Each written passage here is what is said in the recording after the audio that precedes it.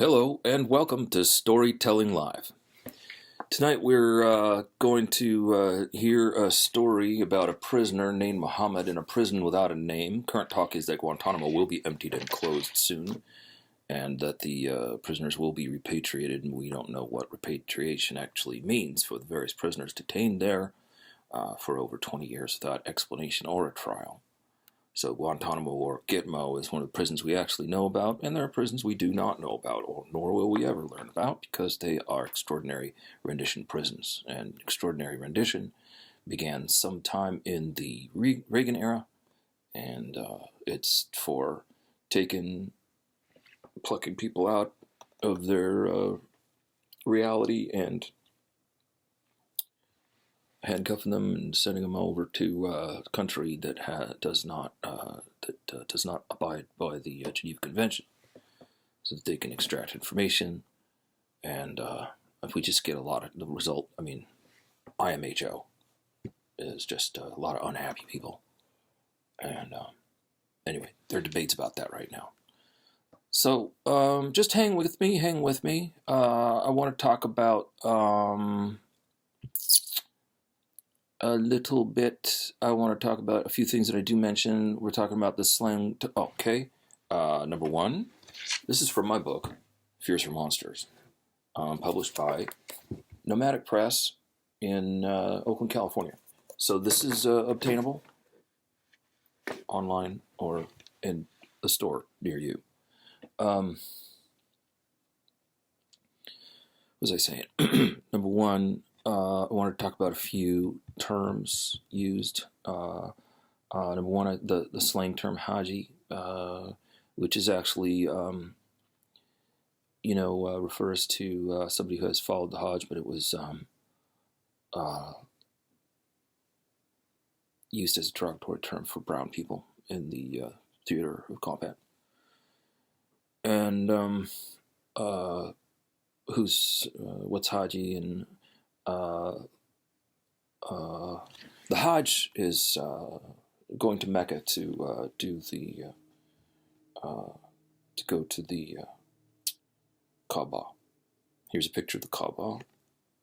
As you can see, the people are gathered around, and they say prayers. And here's another shot.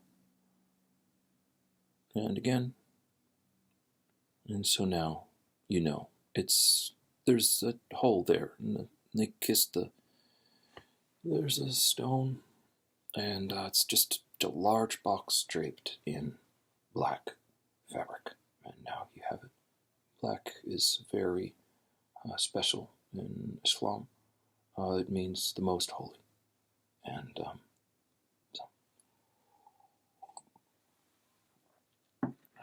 very serious and very beautiful as well. But I think that the word Haji probably comes from Johnny Quest. Take a look at him here. He's wearing the turban. And I don't know if you remember, but one of the first people killed randomly after the Twin Towers came down in 2001 was a Sikh man, who was pumping gas in Phoenix, Arizona. It's just mix-up after mix-up, man.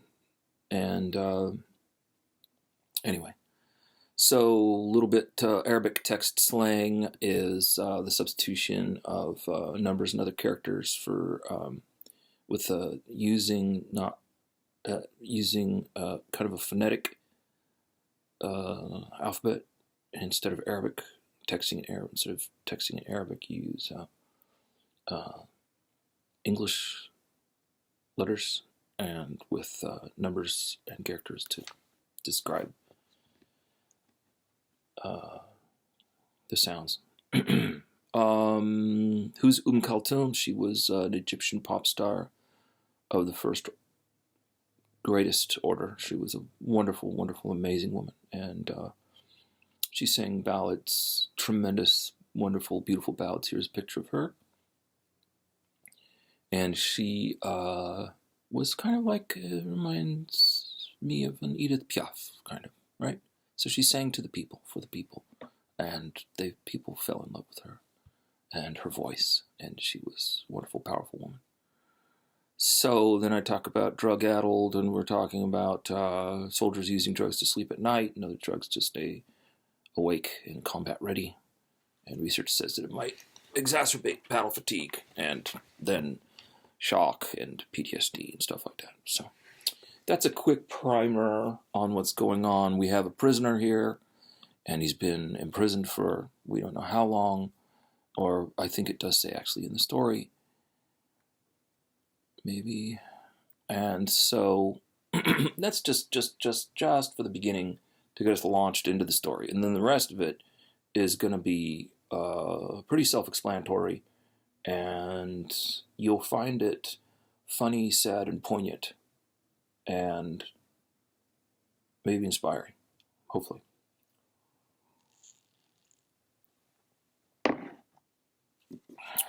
When the phone rang. In the years between the wars, there was a prisoner.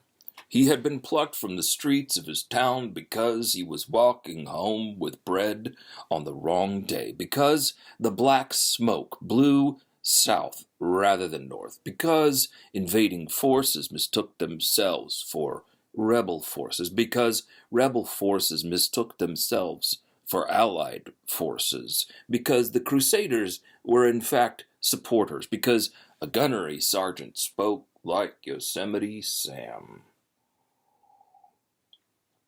Because that sergeant howled and gesticulated from his perch, farting out last night's spam chili in the back of a truck, picking off Hajis. Then he shot a little boy after the boy had shooed his sister home on her bicycle. Because didn't matter anymore. The prisoner had been detained in the same manner as any other enemy combatant if they are not killed on sight. It was well within the broad and permissive guidelines defining enemy combatants, as they are wont to flex and shake like the disco shorts of a midnight cowboy snapping his or her gum and smiling on the cell phone behind the bushes under the stairwell of military protocol, commingling with bloodlust and prescription adult shell shock. The prisoner was named Muhammad. Muhammad had been chained to a concrete floor in a stressed position for 4 days.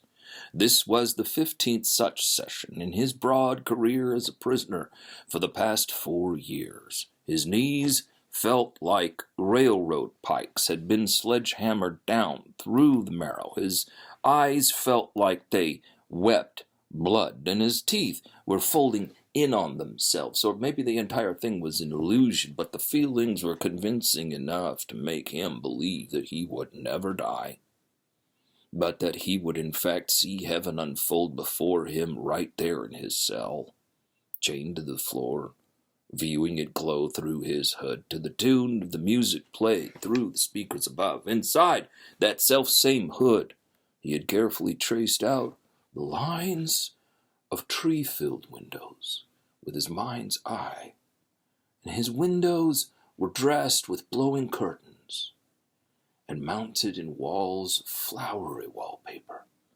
The ringing in his ears was birds chirping by day and crickets by night.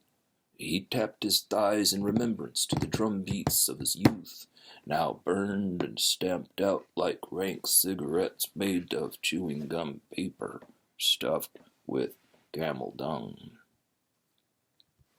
Muhammad hated the invaders. He prayed for vengeance. He felt himself slowly dying in his cell. He called out in his brain to Allah to come visit him and take him away. His mouth was no longer operating efficiently. He muttered and sobbed. He had no further hope of returning home. His new home was dark, but well lit within the universe he had created. His couch was soft. His new home, thick with rugs. His record player worked. His television was boring, delightfully boring, and irrelevant. He sat against the couch on the floor and gazed for hours at the shifting images on his black and white television set. Egyptian movies from the 1950s and 60s streamed endlessly. Kulthum sang to full auditoriums with her arms out wide, sound emanating from her chest, the core of her love, as he dozed lightly, deep in the summery afternoons of the galaxy behind his black hood.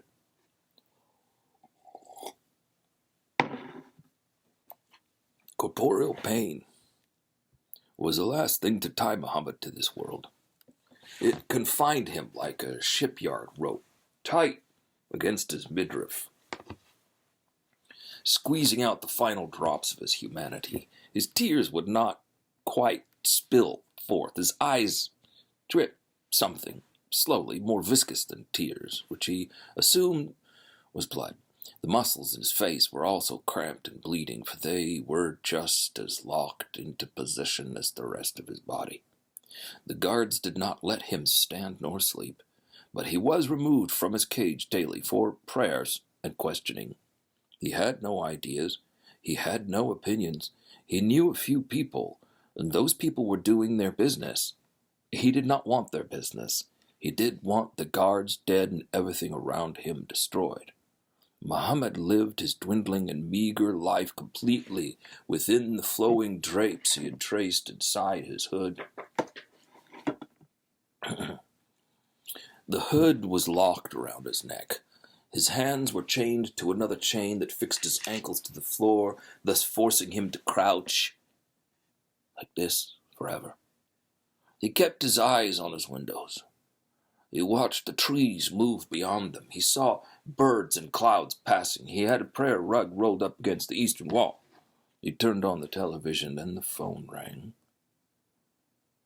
He let it ring. This phone doesn't ring, he thought. How can it? The phone stopped ringing. He watched the undulating shapes of black and gray move in and out among the various dramas broadcast on his modest television. Late afternoon soon arrived. It was the hour of his nap. The phone rang. He picked it up. Couldn't be. Sounded like Morse code. He hung up the phone. He remembered Morse code. He had studied it in school. It was a fascination with him for a while, a compulsion, where, as he listened to his favorite music, he would try to match the lyrics spelled out in Morse code to the rhythm of the song by clacking his teeth softly inside his closed mouth, which worked rarely, but except for the occasional American Delta blues, to interesting effect. The message on the telephone must be expressly for him, because who would call him on his imaginary phone? Well, it must be God.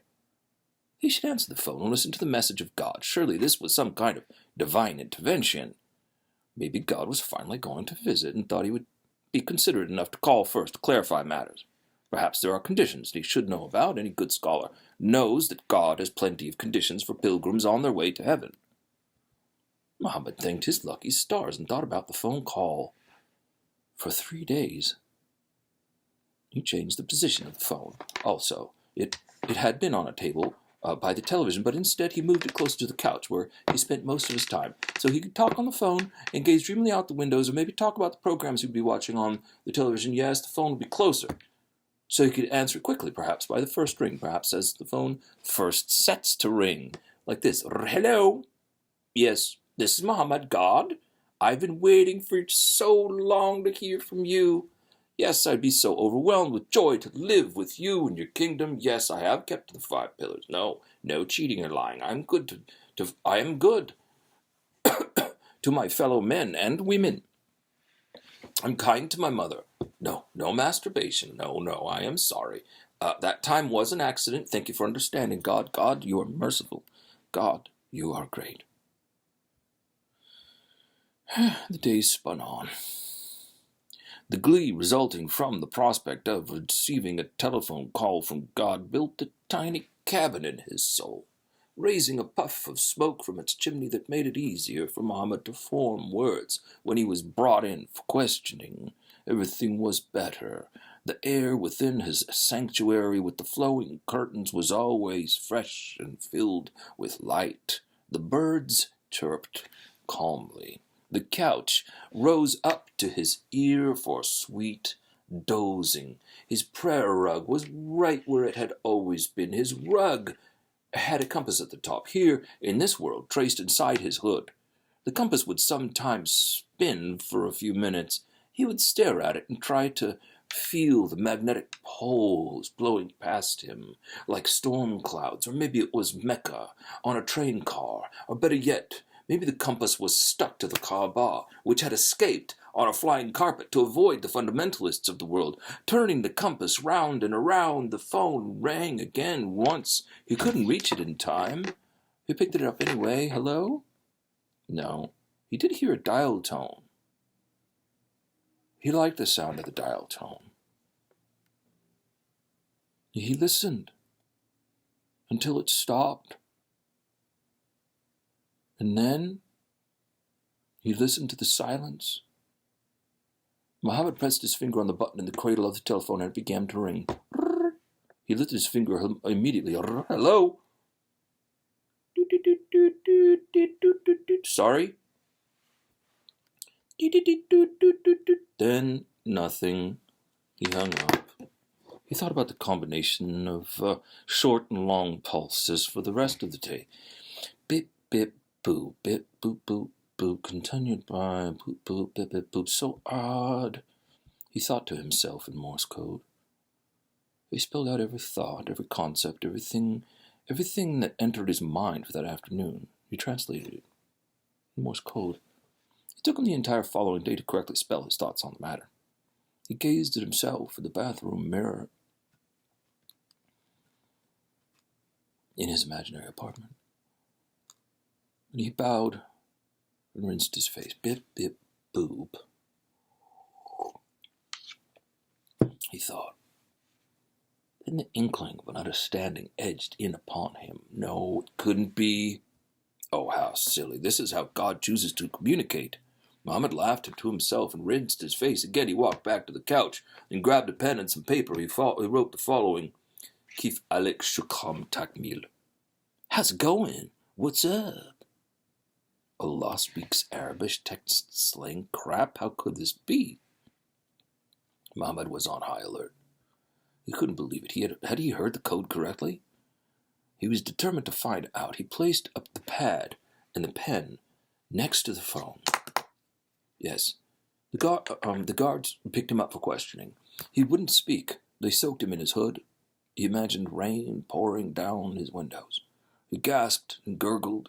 He couldn't believe what he had written. Could God be playing a trick on him? Perhaps this is a part of his torture. Somehow the guards had found a way to enter his sanctuary. Muhammad wished for death. He no longer wished to be visited by God. The last thing he needed was to be visited by a prison guard, dressed up like God, if that could possibly be done. But if they were faking God, then why not fake, godly speaking? And why would Allah, praised be his name, choose to communicate with him in that Arabic text slang crap? Muhammad sat and watched the television, dozing mindlessly for a good long time. He practiced breathing slowly, so slowly, almost not breathing at all. He held tight to his jumpsuit. He felt the fabric against his skin. He became aware of the sandals wrapping his feet. In real life, he felt his breath entering the duct in his hood. He closed his eyes almost all the way the curtains moved by the windows. Then, all of a sudden, he noticed a face slowly rising outside the near window. It had a mostly bald forehead, with one long wisp of hair moving with the breeze. It was the head of a man. The man had been seriously charred on the head. He was not balding. This was all that was left. and parts of his skull shone through his skin. One eye was missing, most of his nose was missing. The man smiled. But then half of his face was gone. His teeth were exposed. He couldn't help but smile. Muhammad's heart leapt out of his shirt. He felt his hood fly off his head. He lost track of his breathing. The hood hadn't actually gone anywhere, so Muhammad began to suffocate. He forced the words, "What the devil?" "No, not the devil," said the stranger. And he went away. This couldn't have been a trick. The guards did not have the wherewithal to enter his mind in such a manner. Really, it was obviously some sort of trick, but nothing like he had ever experienced before. In his exhaustive prison career, could there have been a drug in the water they used on him the other day? Was that yesterday? Or 2 days ago? He couldn't remember. Maybe it was 3 days ago. Muhammad shook his head a few times. He tried to become present in his actual physical prison cell. He tried to remember what his cage felt like, what it smelled like. It became difficult to remember. Inside his sanctuary, he took the stress position of his physical body. It was very painful. He couldn't manage it for longer than 5 minutes. He had to rest. There was no way to sleep it off. The man in the window stated clearly he was not the devil, but the devil is known to lie. Then the phone rang. Muhammad did not want to pick it up. It rang for 5 minutes. Then it rang again for an hour. The phone rang for the rest of the day. Muhammad's brain, his sweet and soft brain that had held up so well for 4 years of punishment, was now finding that its supporting timbers were no more than wet rags at the core. The entire structure of his elaborate, life-giving scaffolding began to rot into a stew. A tagine made of rifle butts and missile tips, bullet holes and jail bars, a concoction soaked with anger, resentment, and hatred. At last, he answered the phone. "Hello." No, no, no, no! Muhammad heard light breathing. He was very quiet. He pressed the receiver more tightly against his head, pouring his ear into the wires might lead him out of the prison, somewhere, somehow. The voice took another breath. "You chased me away." Muhammad was stunned. He had no idea how to respond. He said, "I did not chase you away." "You called me the devil. You looked at me like I'm some kind of madman. Who do you think you are, anyway?" "You're not the devil?" "No." Allah?" Muhammad's eyebrows raised up to his forehead, and his forehead raised all the way back to his ears.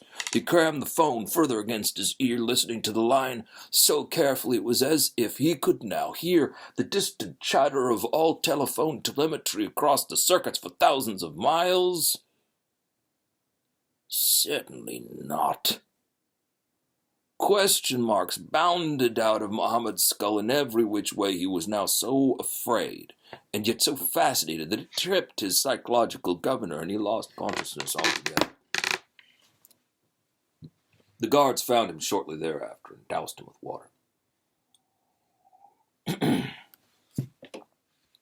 They allowed him to sit on the floor with his pants on. They brought him some hummus. He felt much more comfortable. They brought him some water. He sat in silence. The guards lowered the volume of the music. It played less often. Mohammed had the chance to think it all through a little better. Chased him away. He had done no such thing. It was sad, and why wouldn't he knock? But just a second here, this was Muhammad's sanctuary, inside his head, and now there was a visitor, not just a visitor, but a peeping Tom. A half-exploded peeping Tom, and maybe even an enemy spy? An enemy spy? Muhammad had no enemies. No political enemies, anyway. He sold shoes and used watches at the souk on weekends before he was detained. That old bastard Ali down at the end of the lane was quite the boorish ass, however, but bless his soul. He might have made it out of town or was probably dead. Alhamdulillah, by the grace of God, but not this God. This was no God. This was a character who seemed to want to talk. Despite his grisly appearance, Muhammad sat on the couch and alternated his attention between his television and the breeze playing in the curtains. He fell deeply asleep. He was awakened by the telephone. He felt it. He felt the first ring internally, deep in his core like a gurgling. The second ring began by shaking itself free of his innards. Then it bubbled through his veins. The third ring jangled his very skeleton.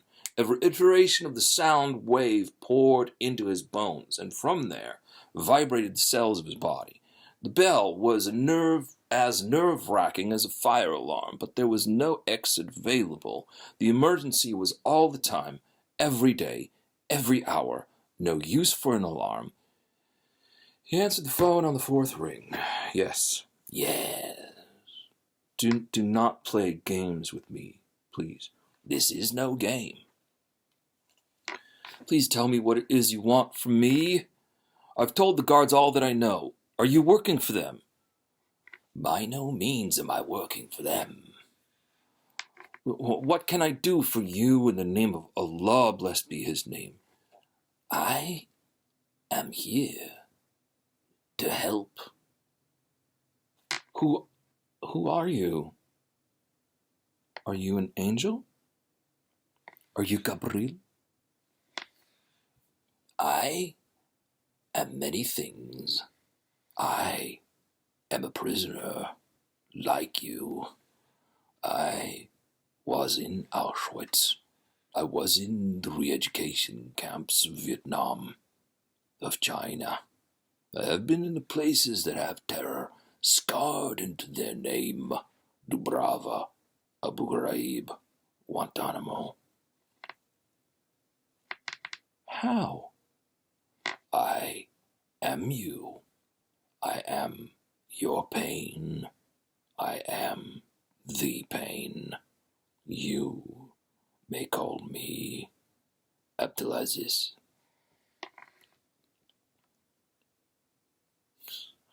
How did you manage to get locked up in so many prisons? Think about it some more. I don't know what to think. The phone went silent. Hello? Mohammed had no idea what all this meant. If he had been fed a hallucinogen 4 or 5 days ago, it surely would have left his system by now. Nothing else mattered. He had to know more. Who was this voice? How could he possibly speak without half a face? But of course this is a concoction of his own making. He had lined the inside of his hood with windows and curtains of his design. The phone was his, of course. He had made it. Muhammad had invented his world. He lived in it. He found sanctuary there. And now there was an invader? With a story to tell, perhaps? Perhaps he could answer questions. Muhammad was too tired to ask any questions, and the soldiers had already asked him all the questions he could possibly answer. He was an empty husk.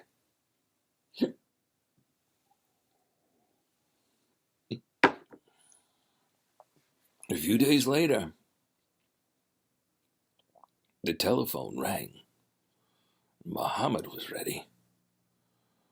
He was also a bit more relaxed and prepared. Hello. Yes. Yes, what?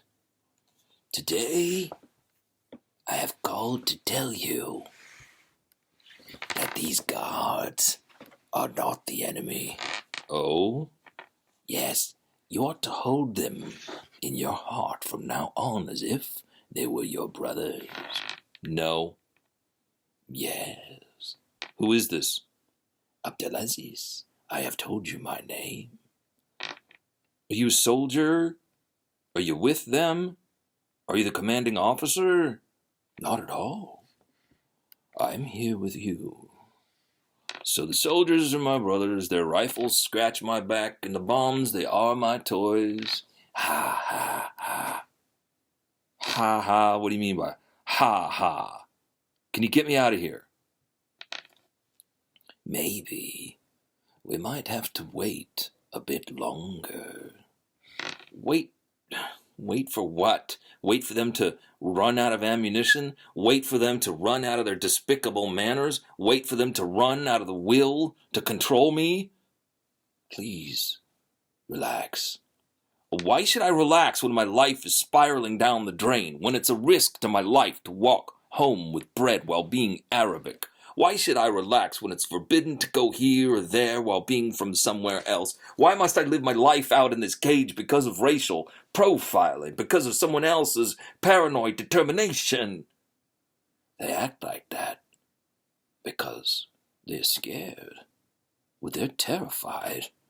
Oh, yes, of course, because I say boo and they're all afraid. This is the most terrifying sound I could make. Boo! This is the sound of two cultures interfacing. When commerce is no longer sufficient, battles ensue. The cultures collide. Your conservatives versus their conservatives. Trust me, they are compassionate people. They are fascinated by the sound of your language, and are also disgusted by it. They fear the sound of your vowels, your ein, your cough.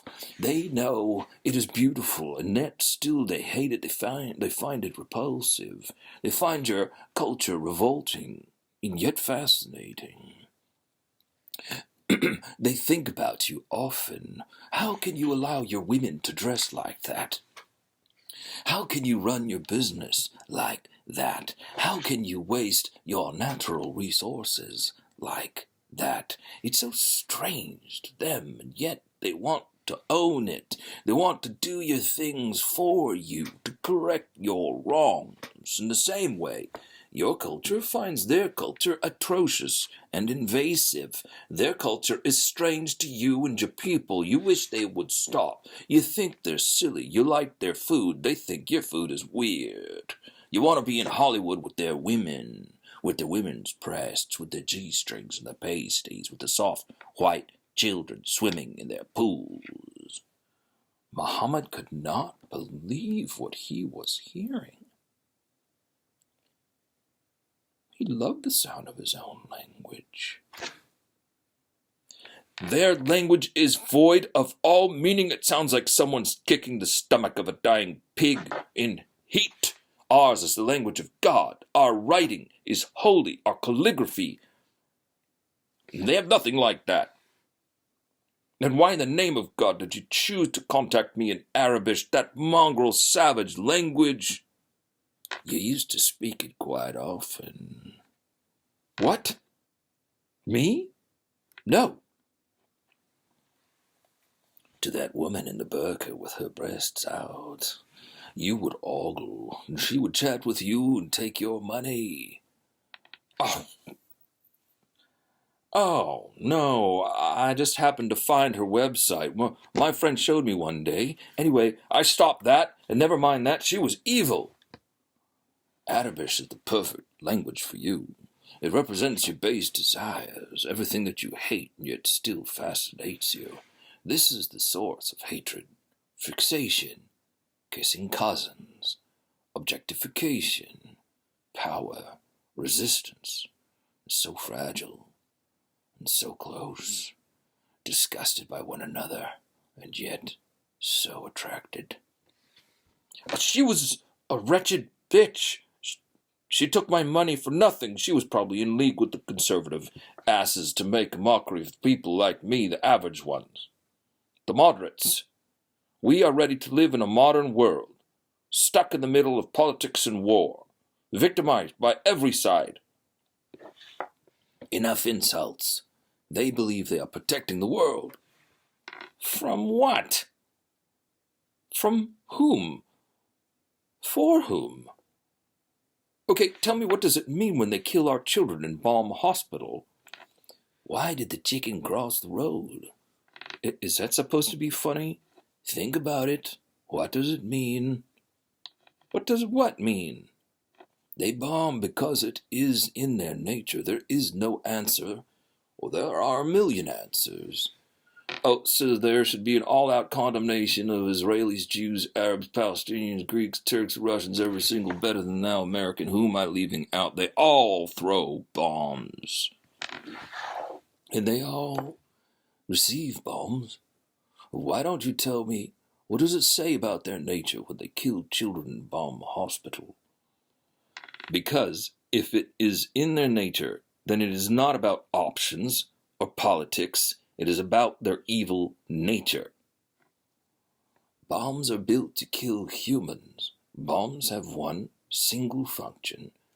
Oh, bombs don't kill people. People do. Bombs are just bombs.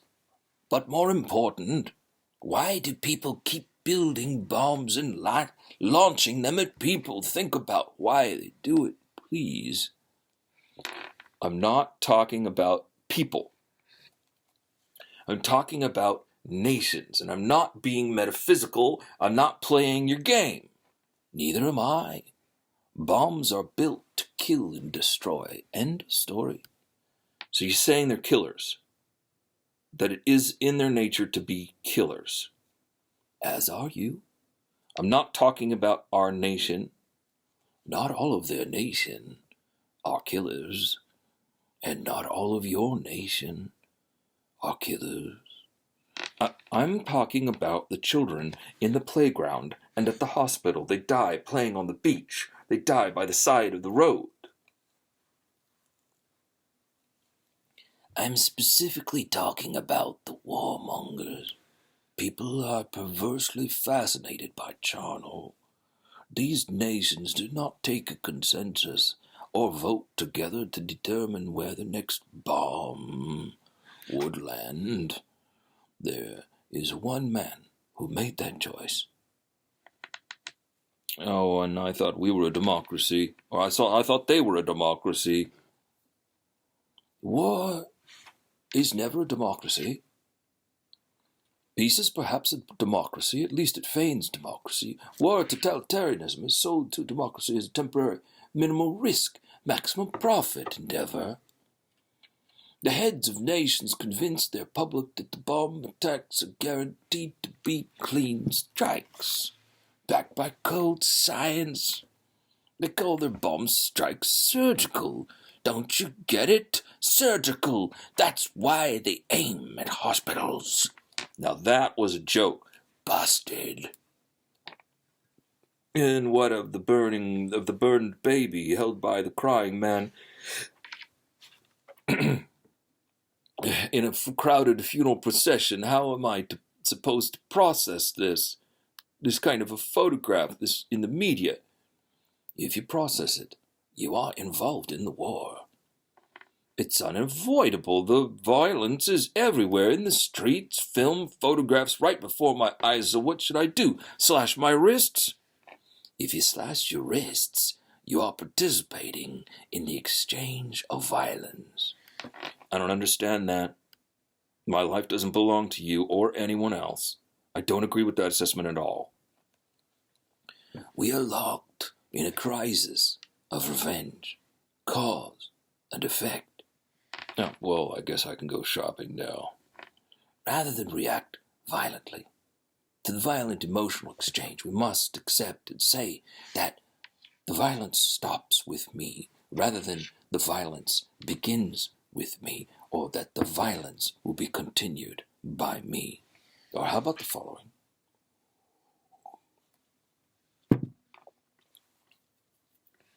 Rather than dropping bombs,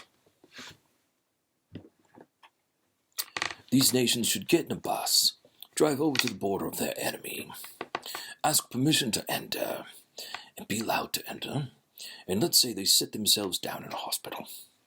Then they would gather the people and say to them, "Who among you will slash your wrists because we are very angry? Not all of us here, but most of us are quite angry.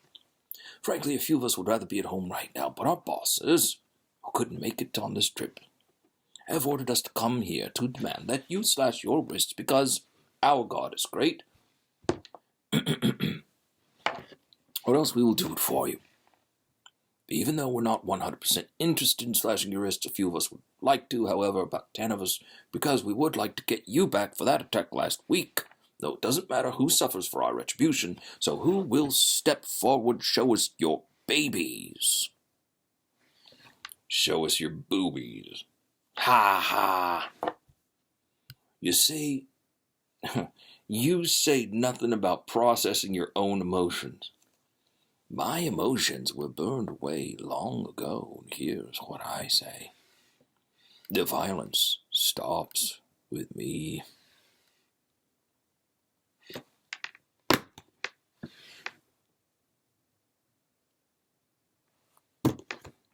Abdulaziz had stopped talking. Muhammad kept listening to the empty line. Then he listened to the dial tone. Then he listened to the empty line again. He imagined 100,000 arguments coming to him through the wire. He imagined the violence and the retribution. He imagined the endless cycle of the violence whirlpool. He imagined a whirlpool so wide that the foaming sides were taller than the walls of a city, with trucks, guns, and missiles thrown into the fray, with entire hospitals, with women in burqas, with women in G-strings, with tattooed muscle men, raping and beating them with tattooed muscle men, raping and beating one another, eating chili cheese fries smothered in hummus and olives drenched in crude oil mixed with blood, getting shot for driving, getting shot for minding their own business, getting shot for believing, for getting imprisoned, for getting caught, forgetting where to be found in accordance with the law, with the Quran, with the Bible, with the Haftarah, for speaking the wrong language at the wrong time in the wrong country. He imagined a giant spinning whirlpool with a tiny pointed tip at the bottom that was so far down and so empty and so void of any mass, of any reason, so void of any conviction, a dark and negative space so absorbing, so compelling that any mortal would be forced to dive toward it should one witness it. The eye of the storm, the cracks of the void, so negative, so hollow, that there would always be room for one more to fill it. That was what Muhammad's conversation with Abdulaziz had left him with. He was convinced that under no circumstances, from now on, should he ever answer the telephone, he ripped the cord out of the wall, decorated with flowery wallpaper, that he concentrated with all his might to erase the potentiality of another phone to appear. He went through every permutation should a telephone be delivered to his porch. Should one somehow assemble itself over the period of several days by itself in his tool closet, or should the utensils in his kitchen drawer randomly amount to the equivalent of a telephone. He erased every possibility of manifesting a new telephone in his private sanctuary, even if by accident. Muhammad's prison sentence lasted another full year. Maybe more. He enjoyed his painful silence. Then he heard a machine gun fire and grenades at the main gate. Then, outside his building, more down the hall, and then finally, the guns arrived at his cage.